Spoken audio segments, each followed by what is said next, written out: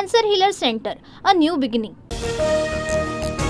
रायगडावर ऐनवेळी मुख्यमंत्री फडणवीसांकडून एकनाथ शिंदेंना भाषणाची संधी. रायगडावरच्या कार्यक्रमात अजित पवारांना डावलल्याची चर्चा. वेळ कमी असल्यानं भाषण केलं नाही. शिवपुण्यतिथीच्या कार्यक्रमात भाषण न करण्याबाबत अजित पवारांची प्रतिक्रिया. मुख्यमंत्री एकनाथ शिंदेंकडून अर्थ खात्यासंदर्भात गृहमंत्री अमित शहांकडे तक्रार. फायलींना लवकर मंजुरी मिळत नाही, तसंच आमदारांच्या विकास कामांना अडथळा येत असल्याची शिंदेंची तक्रार. सूत्रांची माहिती. एकनाथ शिंदेंचे आणि माझे संबंध चांगले. एकनाथ शिंदे अमित शहांकडे तक्रार करतील असं वाटत नाही. अजित पवारांची प्रतिक्रिया.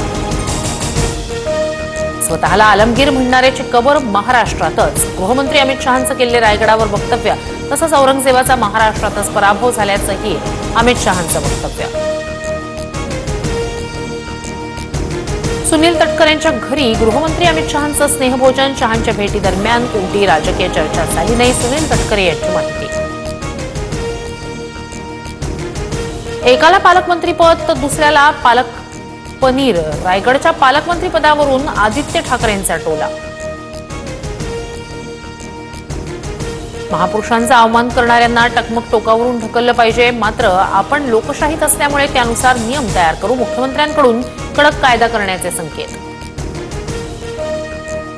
छत्रपती शिवरायांचा अवमान करणाऱ्यांचा टकमक टोकावरून कडेलोट करावा असा सरकारचा विचार असेल तर कोरटकर आणि सोलापूरकर पासून कडेलोट करण्यास सुरुवात करावी. अमोल मिटकर यांची मागणी.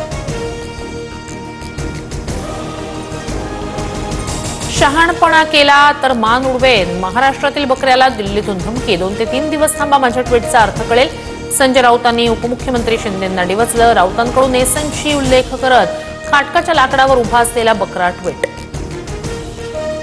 गाढवाचा फोटो ट्विट करत नरेश म्हस्केंकडून संजय राऊतांच्या टीकेला उत्तर. आम्ही बकरे आहोत की वाघ हे जनतेनं ठरवलंय. खासदार म्हस्केंचं ट्विट. तुम्ही लपणारे उंदीर. एकनाथ शिंदे तुम्हाला पुरून उरले. मंत्री संजय शिरसाट यांचा संजय राऊतांवर पलटवार. संदीप क्षीरसागर यांनी बीड नगर परिषदेच्या लेखापालाला जीवे मारण्याची धमकी दिल्याचा आरोप. पीएच्या फोनवरून धमकी दिल्याचा दावा. लेखापाल गणेश पगारेंकडून मुख्यमंत्र्यांसह एसपी नवनीत कावतांकडे लेखी तक्रार. शरद पवार आणि अजित पवारांची एकाच बैठकीला उपस्थिती. रयत शिक्षण संस्थेच्या मॅनेजिंग काउन्सिलच्या बैठकीला काका पुतण्या एकत्र. आम्ही पक्षाचे लोक फोडतो तसं तुम्ही विद्यार्थी फोडले पाहिजे. जिल्हा परिषद शाळांमध्ये विद्यार्थ्यांची संख्या वाढावी हे सांगताना मंत्री गुलाबराव पाटील यांचं वक्तव्य. येवला, अमरावती, जळगावमध्ये अवकाळी पावसाची हजेरी. गारपिटीमुळे शेतकऱ्यांचं मोठ्या प्रमाणात नुकसान भरपाई देण्याची शेतकऱ्यांची मागणी. मंजुरीसाठी पाठवलेल्या विधेयकांवर निर्णय घेण्यासाठी राष्ट्रपती आणि राज्यपालांना 3 महिन्यांची मुदत. सर्वोच्च न्यायालयाचा मोठा निर्णय.